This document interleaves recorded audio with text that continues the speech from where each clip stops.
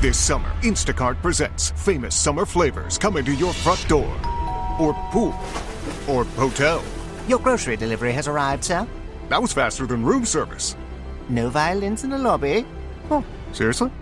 Anyway, sit back, relax, and get delivery in as fast as 30 minutes. Starring your favorite snacks, drinks, and more.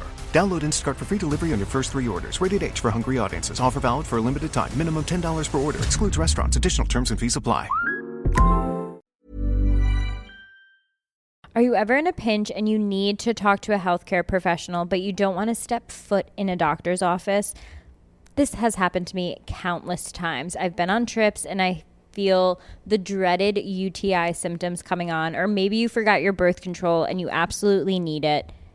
And going to urgent care for sexual health treatment just isn't convenient. It's also frustrating to explain yourself every time you need a prescription. Like, you know your symptoms, you know what you need. That's why with Wisp, you can get sexual health care you need same day without stepping foot in a doctor's office. You can privately message a healthcare provider online and get same-day prescriptions for BV, yeast infections, UTIs, STIs, birth control, emergency contraception, and it's all delivered discreetly to your home for free in all 50 states, or sent to your local pharmacy to pick up within 3 hours. If you're going on a bachelorette party, you want to delay your period, or you're traveling, you feel a yeast infection coming on, don't forget about Wisp. Take 15% off your first order with code GIGGLY only at HelloWisp.com. That's HelloWisp.com. Prescription products require a consultation with a healthcare provider, and medications are available if medically appropriate. Must be 18 or older. Restrictions apply. See website for full details.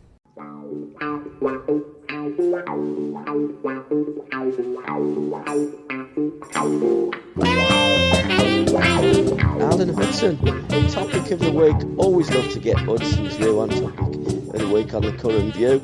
Al, Ronaldo again. We spoke about him a couple of weeks ago when he decided he wasn't going to play and then he went down the tunnel. Ronaldo now has gone to Piers Morgan and given his side of the situation at Manchester United.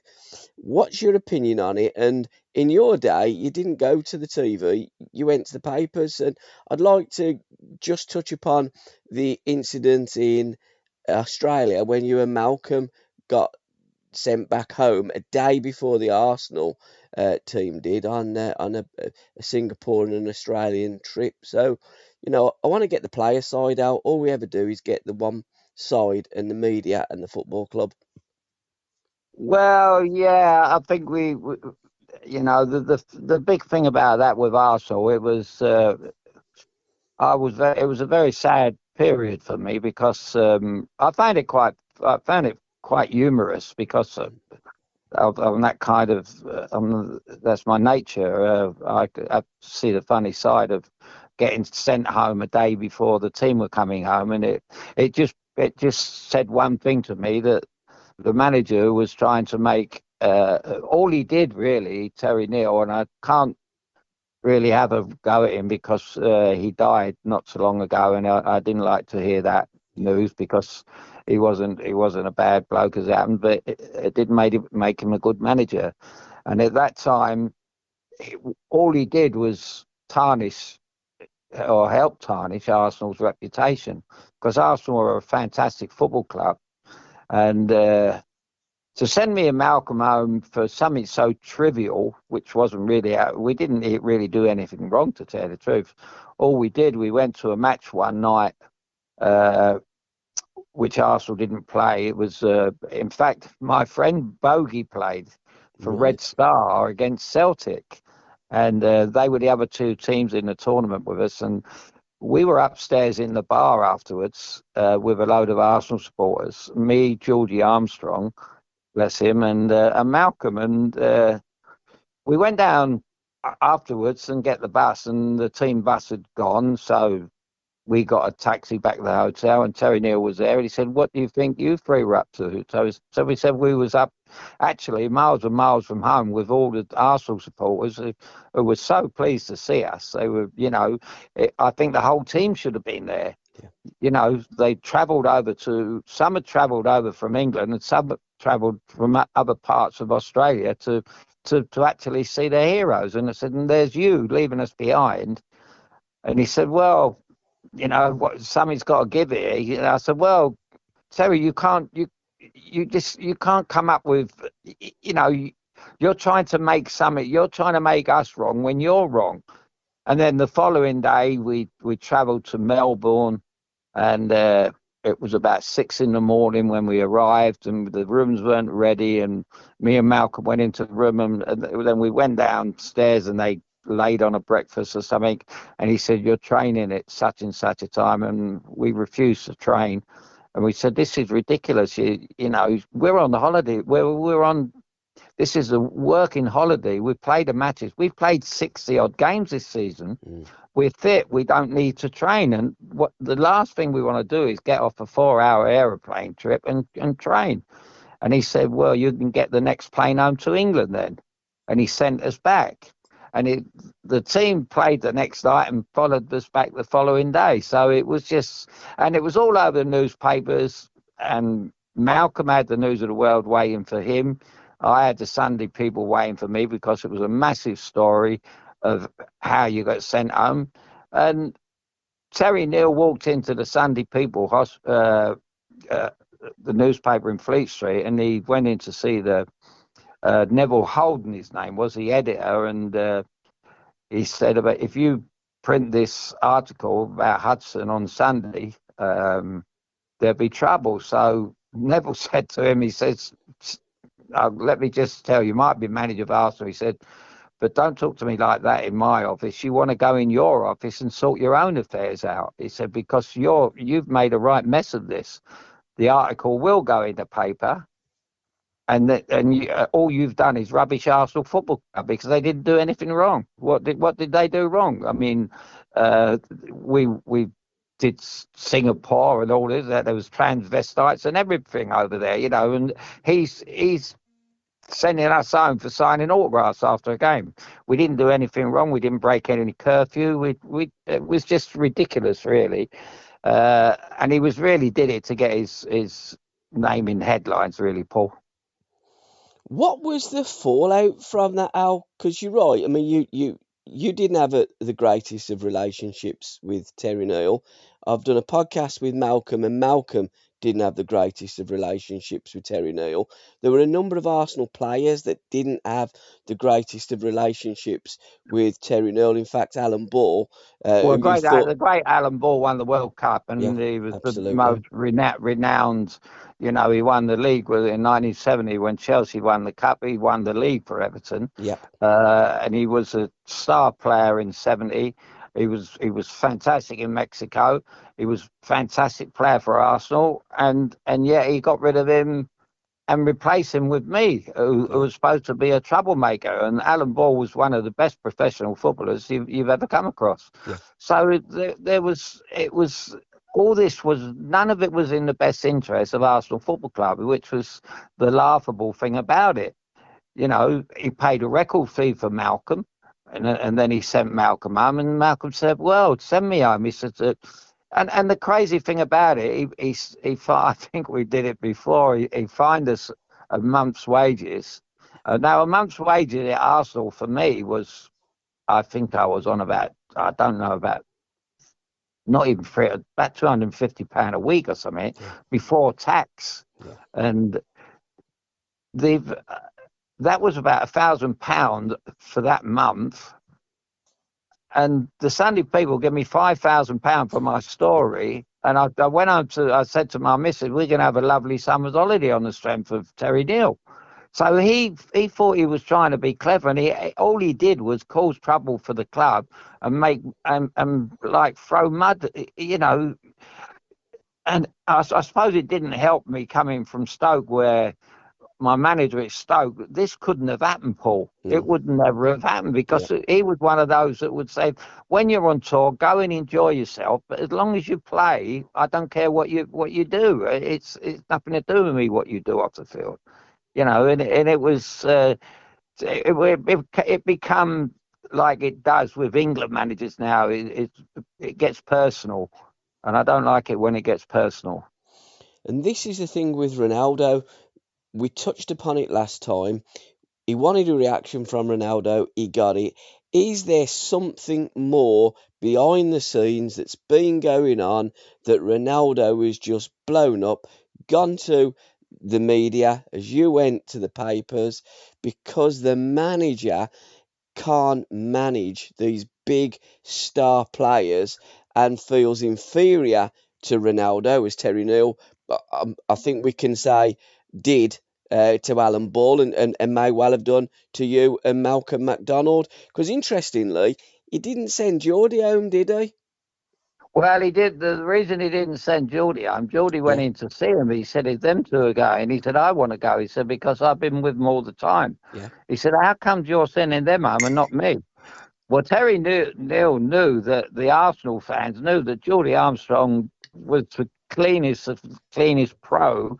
He was the best professional footballer that probably ever been on their books. mm, And he didn't break any rules either. He said, "Why are you not sending me home?" He said, "Because, well, it's obviously why he didn't send him home, because of that made Terry Neal look bad.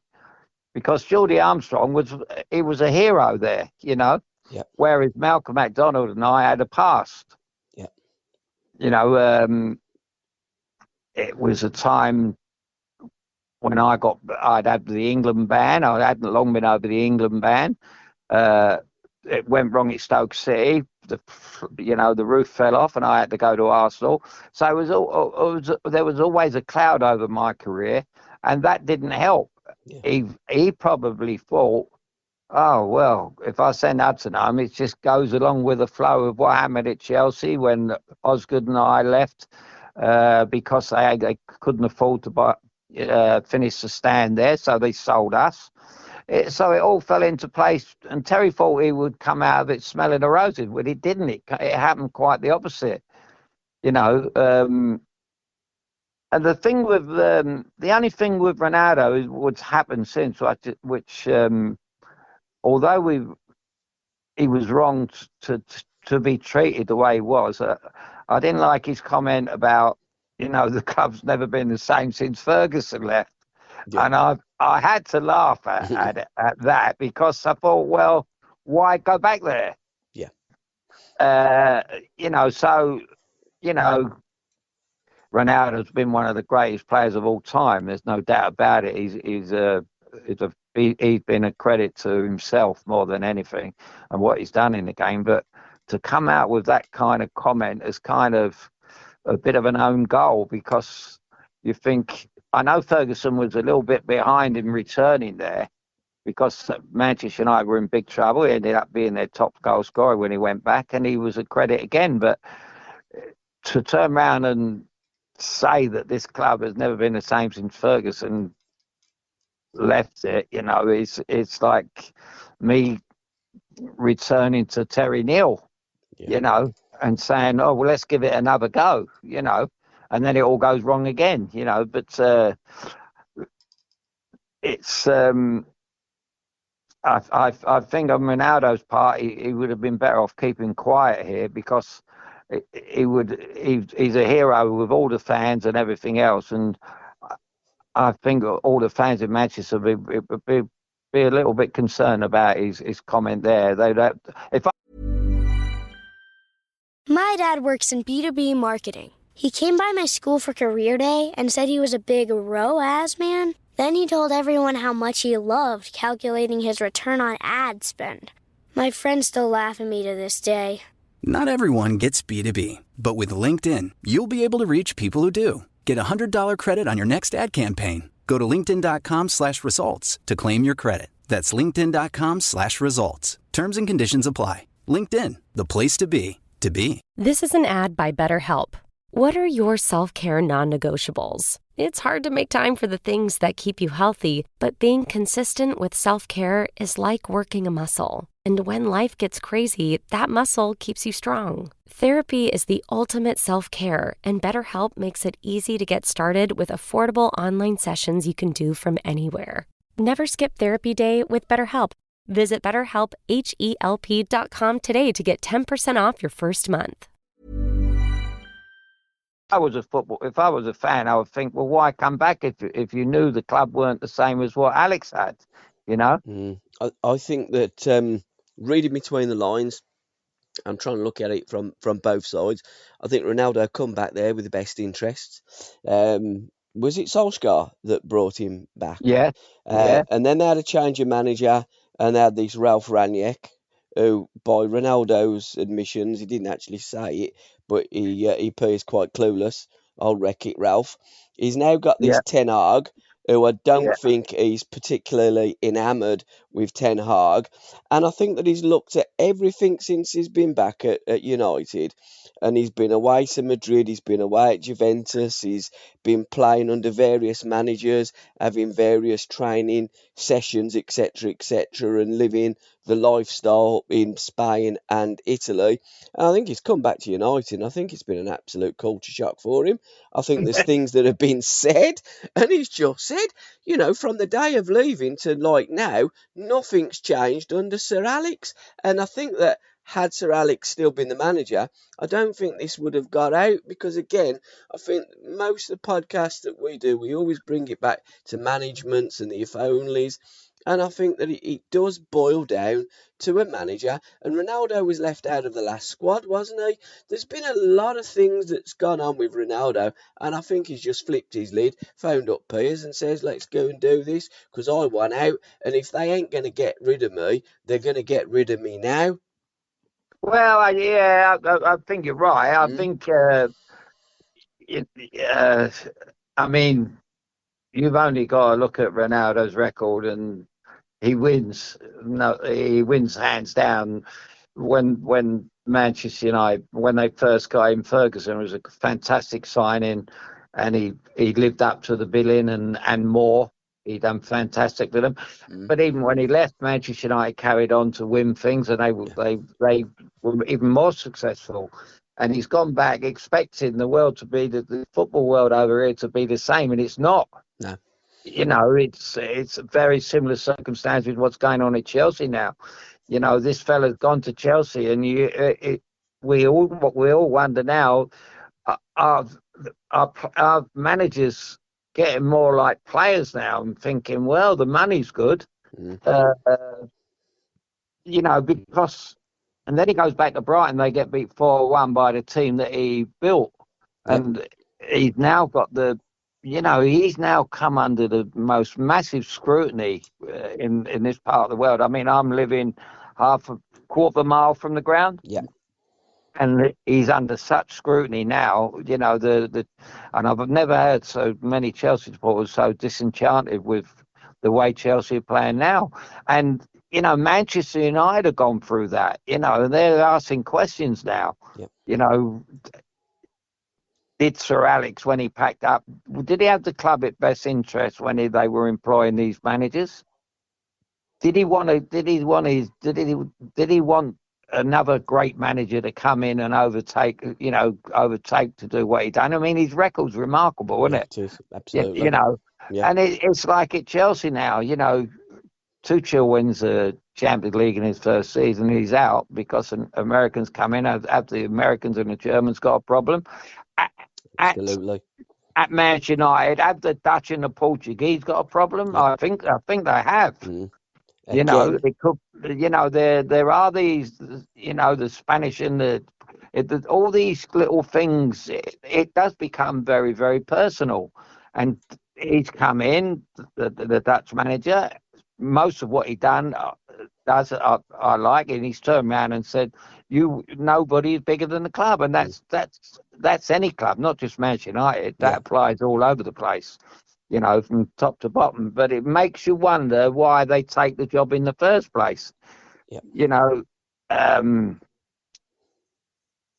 If someone had said to me, I'll give you £1 million I'll give you £1 million a week to take over Chelsea, but you've got to win something with this team, then I would think twice about it. Yep.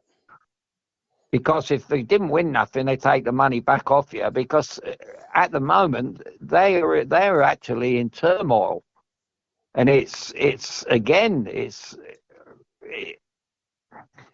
decision for the owners, and it doesn't seem that the managers and the owners are on the same level. No, it don't seem as though anyone's on the same level, and I think there's a great parallel that you've just drawn between Manchester United and Chelsea. There are things behind the scenes that aren't quite right, and people aren't talking. And when that happens, Tuchel is very successful. New owners come in. Tuchel's probably told them a few home truths. They don't like it. Parting of the waves. Ronaldo with Ten Hag, head to head, parting of the waves. At times in football, yeah, you've got to. No one's bigger than the club. You own the club or you're the manager of the club. But let's listen and have the conversation with the players, because you want to be singing from the same hymn sheet.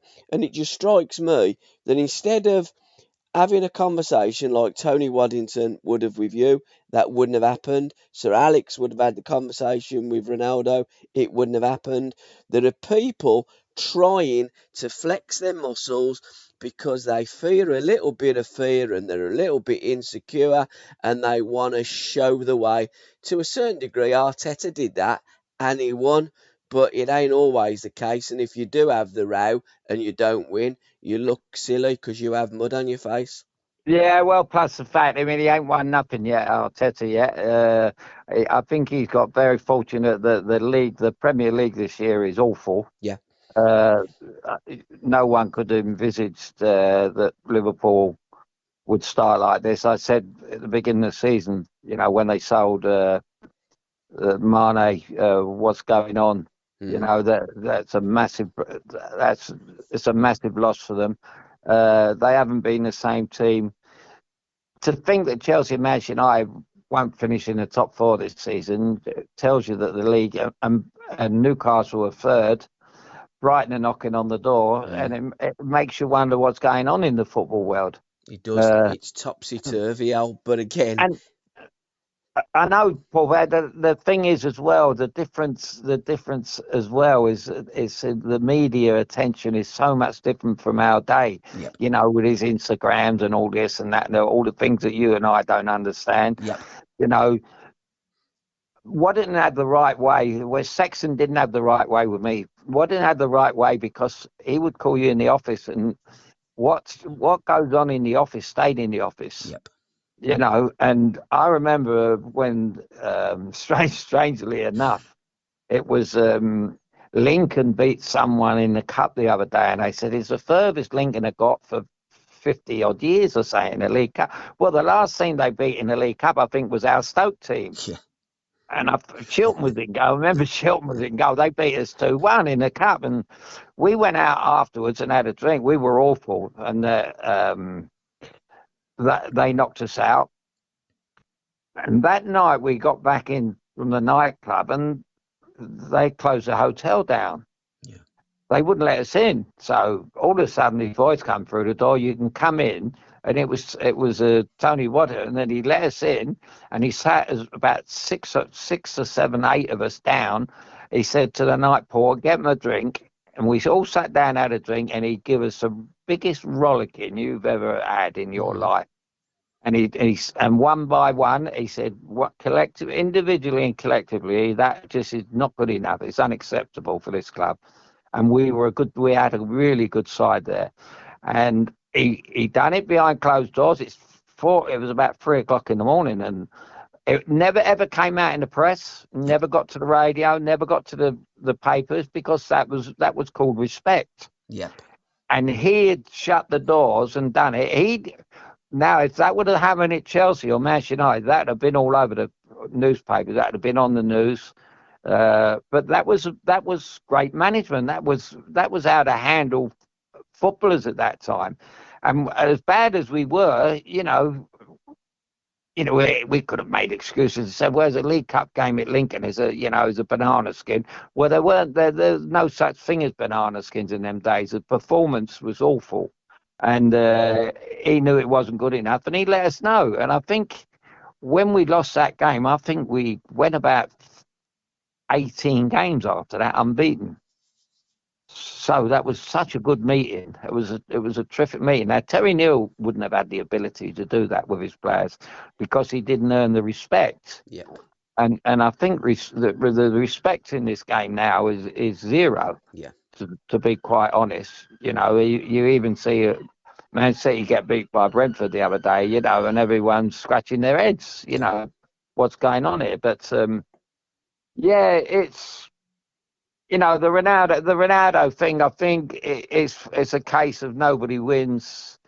It's a shame it's all happened because Ronaldo, my friend is a big Ronaldo fan. He loves him. He's a big gambler as well. He won on him being a top goal scorer in the Euros, and he was.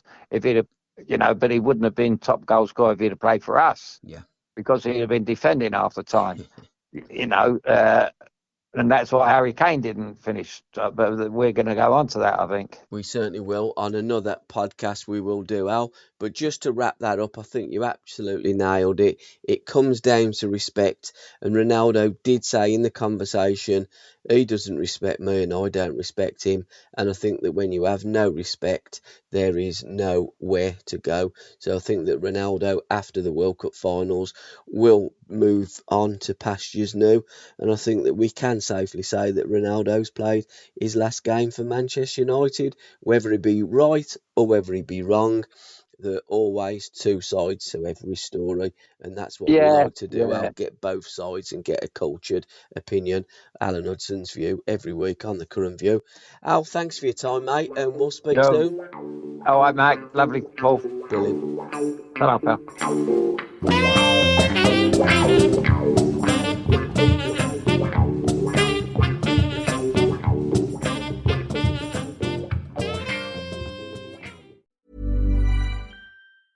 Discover Hydro, the best kept secret in fitness. Hydro is the state-of-the-art at-home rower that engages 86% of your muscles, delivering the ultimate full-body workout in just 20 minutes. From advanced to beginner, Hydro has over 500 classes shot worldwide and taught by Olympians and world-class athletes. For a 30-day risk-free trial, go to hydro.com and use code ROW450 to save $450 on a Hydro Pro rower. That's HYDROW.com, code ROW450.